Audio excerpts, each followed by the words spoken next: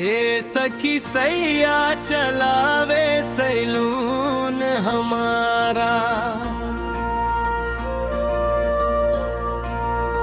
रोज सजावे जैसे चांद सितारा।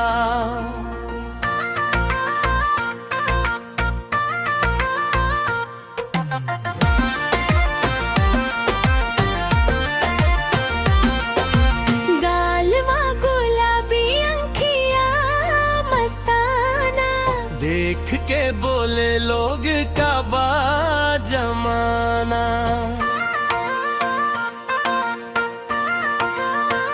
जवाब बलून उड़ेला दिलवा के जुनून। सैया के प्यार में मैं केला खून, जवाब बलून उड़ेला सपना के धून। हमारे सजना बनले दिल के सुकून।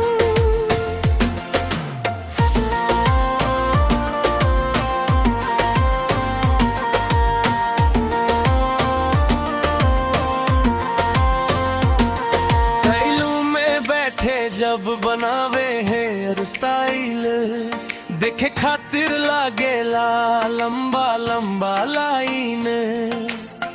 कंघी और कैंची के चलावे कमाल, दिलवा चुरा लेवे उनका हर एक चाल। लिपस्टिक पाउडर खुशबू के बहार, सैया के हाथे लागे प्यार अपार।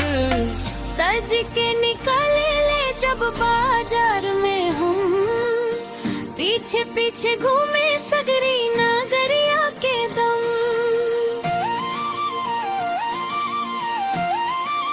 ए सखी सैया चलावे सैलून हमारा,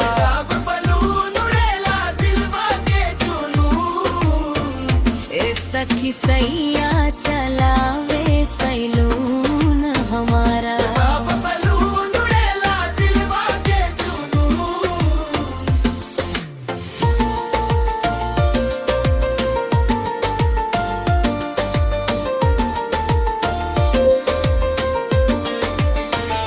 रंग बिरंगी चुनरी माथे बिंदिया चमके, सैया के नजरिया दिलवा में दमके।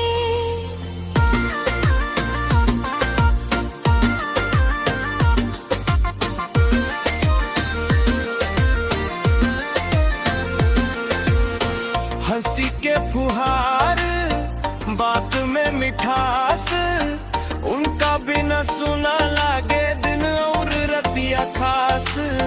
बरसात होके चाहे होके गर्मी के दिन, साथे रहस्त लागे जैसे जीत गइल जिन।